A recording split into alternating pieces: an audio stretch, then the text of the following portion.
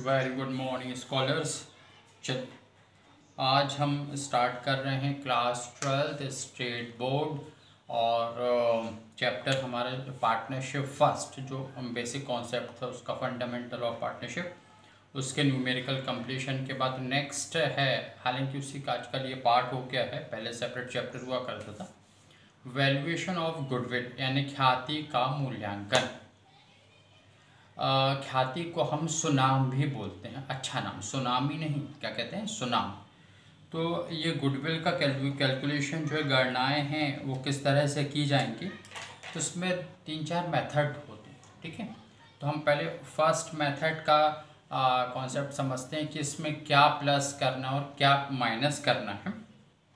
तो पहली मेथड का नाम है एवरेज प्रॉफिट मेथड या सिंपल एवरेज प्रॉफिट मेथड या औसत लाभ विधि या सरल औसत लाभ विधि या फिर इंग्लिश में इसको एग्रीगेट मेथड भी बोलते हैं। जब आप बीकॉम करेंगे तो एक एवरेज को ही एग्रीगेट कहने लगते हैं। ठीक है, तो एग्रीगेट मेथड भी कहा जाता है इसको, एग्रीगेट प्रॉफिट मेथड।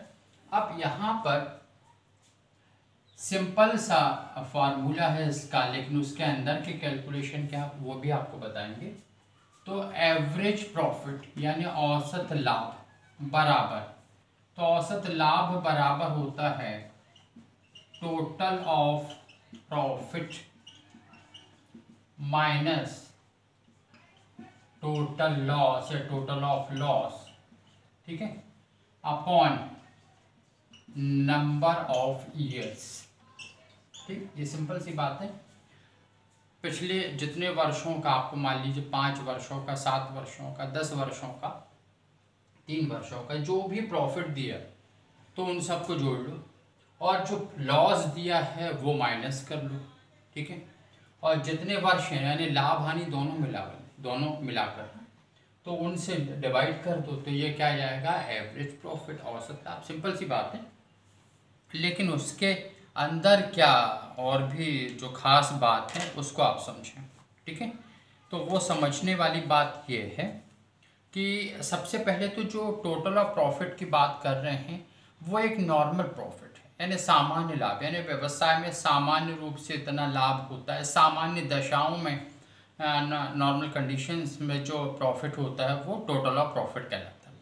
लेकिन कुछ असामान्य दशाओं में अचानक हो जाए लाभ, जिसको हम एबनॉर्मल प्रॉफिट कहते हैं, तो उसका क्या करते हैं, तो एबनॉर्मल प्रॉफिट को जो है वो माइनस किया जाता है, असामान्य लाभ को माइनस करते हैं।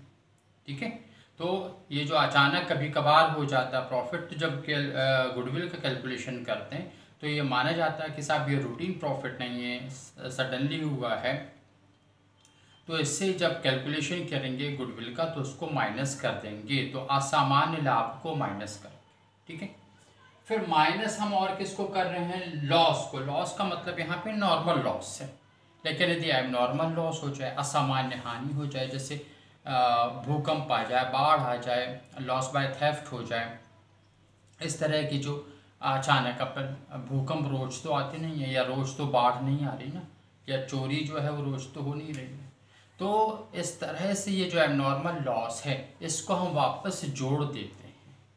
एबनॉर्मल लॉस को यानी सामान्य हानि को जोड़ेंगे, तो सिंपल सी बात है कि नॉर्मल प्रॉफिट को जोड़ते हैं तो एबनॉर्मल प्रॉफिट को माइनस करते हैं, नॉर्मल लॉस को माइनस करते हैं तो एबनॉर्मल लॉस को प्लस करते हैं।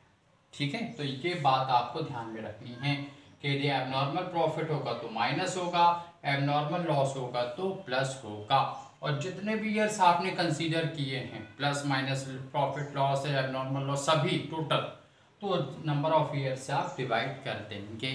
आ रहा सुन में? अच्छा, तो इसी तरह से उस जो आपके क्या प्लस और क्या माइनस होना है इस एवरेज प्रॉफिट या एग्रीगेट प्रॉफिट या सिंपल एवरेज प्रॉफिट मेथड में, तो एवरेज प्रॉफिट इसको टू नॉर्मली तो यही हो रहा है कि total of profit minus total of loss upon number of years, कुल लाभ माइनस कुल हानि बटे वर्ष, कुल वर्षों की संख्या। लेकिन इसके अलावा भी क्या और जोड़ना है, क्या माइनस करना है, तो इसको आप समझें। तो सबसे पहले तो हमें क्या माइनस, क्या प्लस कर लिया हमने, तो प्लस कर लिया हमने असामान्य हानि को। ठीक है, यानी पहले हमने किसको प्लस, जो प्लस कर रहे हैं वो किसको कर लिया, असामान्य हानि, या इसको हम कहते हैं एबनॉर्मल लॉस, जैसे चोरी से हानि, भूकंप वगैरह, बाढ़ वगैरह, इस तरह से। फिर उसके बाद में नेक्स्ट है स्थायी संपत्ति के विक्रय पर हानि। बिल्कुल, loss on sale of fixed assets. FA का मतलब क्या है, फिक्स्ड एसेट्स, स्थायी संपत्तियों के विक्रय पर हानि। स्थायी संपत्तियों का विक्रय हुआ, इस पर हानि हुई, व्यवसाय की रूटीन प्रोसेस नहीं, क्योंकि हम तो रेवेन्यू नेचर के प्रॉफिट और लॉस लेते हैं, ठीक है, जो आगम प्रकृति के होते हैं, पूंजीगत प्रकृति के नहीं, तो इसको वापस जोड़ देंगे। फिर नेक्स्ट है under valuation of closing stock. Yes, under valuation of closing stock, ठीक है, अंतिम रहतिये का कम मूल्यांकन। ये खास बात है। ये कैसे, देखो, जैसे कि आपने देखा होगा, अभी तक पढ़ा है 11th क्लास में भी, जब हम trading and profit loss account बनाते हैं, पहले हम ट्रेडिंग अकाउंट ही बनाते हैं, उससे ग्रॉस प्रॉफिट या ग्रॉस लॉस निकलता है। तो ये जो क्लोजिंग स्टॉक है वो कहाँ पर आता है, ट्रेडिंग अकाउंट के क्रेडिट में, ठीक। अब मान लीजिए क्लोजिंग स्टॉक एक्चुअली था 25,000 का, और हमने उसको लिख दिया 20,000, यानी अंडर वैल्यूएशन किया ना, कम मूल्यांकन किया ना, 25,000 रुपये के क्लोजिंग स्टॉक को हमने 20,000 का लिख दिया। अब जब हमने क्रेडिट पे 5,000 से कम लिखा और डेबिट के आइटम हम माइनस करते, तो हमारा ग्रॉस प्रॉफिट वो भी 5,000 रुपये से कम हो जाएगा ना, क्योंकि क्रेडिट के आइटम बढ़ते हैं, डेबिट के उतरे ही रहे या कम होते हैं, तो प्रॉफिट बढ़ता है, ठीक है। तो क्रेडिट का आइटम जिसको हम जोड़ते हैं और उसमें से डेबिट के माइनस करके ग्रॉस प्रॉफिट निकालते हैं, तो क्रेडिट में हमने 5,000 रुपये कम लिखे, क्योंकि लिखना चाहिए था 25,000 रुपये, लिखा हमने 20,000 रुपये, 5,000 रुपये हमने कम लिखे, ग्रॉस प्रॉफिट कम हुआ। ग्रॉस प्रॉफिट सीडी को बीडी करते हैं, ठीक है, ग्रॉस प्रॉफिट को सीडी को हम बीडी करते हैं, प्रॉफिट एंड लॉस अकाउंट मिल जाएंगे, तो भी यहाँ पर भी 5,000 रुपये से ग्रॉस प्रॉफिट कम जा रहा है ना, तो इसका असर नेट प्रॉफिट पे भी पड़ेगा, नेट प्रॉफिट भी आपका 5,000 से कम होगा। और इसी जो एवरेज प्रॉफिट की कैलकुलेशन में उसी नेट प्रॉफिट को तो हम कंसीडर कर रहे हैं, उसी को तो शामिल कर रहे हैं। तो इस तरह से हमने 5,000 रुपये का अंडर वैल्यूएशन किया, ये हमने गलती हो गई, हमसे गलत किया हमने, इसलिए एवरेज प्रॉफिट के कैलकुलेशन में इस 5,000 रुपये को वापस जोड़ा जाएगा, अंतर की राशि को, ठीक है। तो ये under valuation of closing stock जो है वो जोड़ा जाएगा, ठीक। अच्छा, इसी का आप उल्टा कर लें, ठीक है। अब यहाँ पे under valuation of closing stock यदि मान लीजिए जोड़ा गया है, एक बात आपको समझ में आई तो बाकी तीन भी समझ में आ जाएगी। Under valuation of closing stock यदि जोड़ा गया है तो इसका अपोजिट जो है over valuation of closing stock, over valuation of closing stock को माइनस करेंगे, ठीक है। Over valuation of closing stock को, यानी क्यों, क्योंकि हमने 25,000 रुपये का क्लोजिंग स्टॉक था, हमने उसको 40,000 रुपये लिख दिया, 15,000 रुपये ज़्यादा कर दिया, जबकि जिससे ग्रॉस प्रॉफिट बढ़ गया, आपका नेट प्रॉफिट बढ़ गया, एवरेज प्रॉफिट में वो प्रॉफिट चला गया तो गुडविल भी बढ़ जाएगी, तो ये आप गलत कार्य कर रहे थे। तो इस तरह से ये जो over valuation of closing stock है उसे हम माइनस करेंगे, ठीक है। अच्छा, फिर अंडर को आप कर लो ओवर, ठीक है, और क्लोजिंग को कर लो ओपनिंग, ठीक है। अंडर को आप क्या कर लें, ओवर, और उसके बाद में क्लोजिंग को कर लिया ओपनिंग, तो over valuation of opening stock को भी प्लस करते हैं। Over valuation of opening stock को क्या करेंगे, हम प्लस करेंगे, और इसी का अपोजिट लगा दें तो under valuation of opening stock को माइनस करते हैं। क्लियर है, ये आ रहा समझ में। तो इस तरह से जो है ये चार बातें आपको ध्यान में रखनी हैं।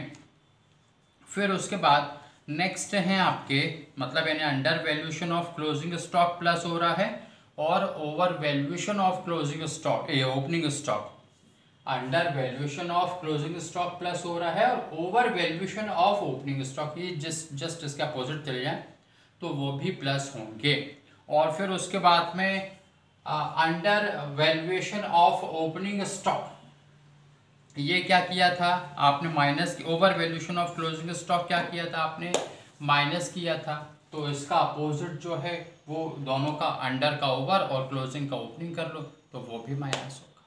ठीक है, एक बार फिर से समझना। हाँ, under valuation of closing stock ये प्लस करेंगे, और क्या प्लस करेंगे, अंडर की जगह लिख लो ओवर, और उसके बाद में क्लोजिंग की जगह लिख लो ओपनिंग, तो वो भी प्लस होगा। हरा समझ में। फिर उसी प्रकार से यहाँ पर under valuation of closing stock आपने ये प्लस किया था, तो over valuation of closing stock को माइनस करना है। ठीक है, और उसके opposite under valuation of opening stock को भी माइनस करना है। चलिए, फिर उसके बाद नेक्स्ट है नॉन रिकरिंग एक्सपेंसेस, अनावर्तक प्रकृति के व्यय। नॉन रिकरिंग का मतलब होता है ऐसे व्यय जो बार बार नहीं होते तो ये सामान्य व्यय नहीं माने जाएंगे, तो प्लस कर देंगे। फिर पूंजीगत प्रकृति के व्यय, कैपिटल नेचर के एक्सपेंसेस, जैसे मशीन खरीद ली, फर्नीचर खरीद लिया, प्लांट परचेज कर लिया, बिल्डिंग खरीद ली, तो ये सब पूंजीगत प्रकृति के हैं। यदि प्रॉफिट में हैं तो कंसीडर कर लिए गए तो उन्हें जो है आप वापस जोड़ेंगे, मतलब माइनस कर लिए गए तो वापस जोड़ेंगे। क्यों? क्योंकि मान लीजिए फर्नीचर खरीदा 20,000 रुपये का, आपने उसको रिकरिंग नेचर का सामान्य व्यय मानते हुए माइनस कर लिए, जबकि ये पूंजीगत प्रकृति का तो वापस जोड़ देंगे। चलिए, तो इस तरह से एवरेज प्रॉफिट में की कैलकुलेशन में इतने आइटम जो प्लस की बात कर रहे थे वो करेंगे। अब माइनस क्या करेंगे, तो ये देखें, यहाँ पर असामान्य हानि को जोड़ रहे थे, तो असामान्य लाभ को माइनस घटा देंगे, तो असामान्य लाभ घट जाएगा। और क्या घटेगा, income from non trading investment. ठीक है, ऐसा इन्वेस्टमेंट जो गैर व्यापारिक है, कहीं और आपने इन्वेस्ट किया और मान लीजिए व्यवसाय प्रारंभ किया और कुछ पैसे आपने बैंक में रख दिए, उससे आपको इंटरेस्ट मिल गया, और यदि आप कहें कि साहब ये तो हमारे व्यापार का लाभ है, तो ये बिल्कुल नहीं चलेगा। तो income from non trading investment ये माइनस कर लेंगे। स्थायी संपत्तियों के विक्रय पर लाभ, profit on sale of fixed assets, ये माइनस करेंगे क्योंकि व्यवसाय का सामान्य लाभ नहीं है। अनावर्तक नॉन रिकरिंग इनकम ये माइनस कर देंगे। साझेदारों को दिया गया पारिश्रमिक, यदि रेम्युनरेशन वगैरह दिया गया है तो वो माइनस होगा। और अन्य कोई भावी व्यय, भविष्य का व्यय, जैसे भविष्य में इतना बीमा प्रीमियम का भुगतान किया जाएगा, तो ये भी माइनस होगा। तो ध्यान रखें, ये बिल्कुल सिंपल सी बात है। एवरेज प्रॉफिट यानी औसत लाभ या सरल औसत लाभ या एग्रीगेट प्रॉफिट कहें, उसकी गणना में जो भी प्रॉफिट दिया गया है या जो भी अमाउंट है आपके, ये उतने आइटम जो है सामान्य रूप से लाभ को प्लस और सामान्य हानि को माइनस करना। लेकिन और भी कुछ आइटम दिए गए हैं तो उनका प्लस माइनस कैसे करना है, ये बात आपको ध्यान में रखना है। ठीक है, इसके न्यूमेरिकल्स हैं वो अपन नेक्स्ट क्लास में कर लेंगे, लेकिन फिलहाल आप इस बात को ज़रूर ध्यान रखें कि एग्रीगेट प्रॉफिट का कैलकुलेशन का फार्मूला क्या है, किन आइटम को प्लस करना है और किन को माइनस करना है। ठीक है, थैंक यू।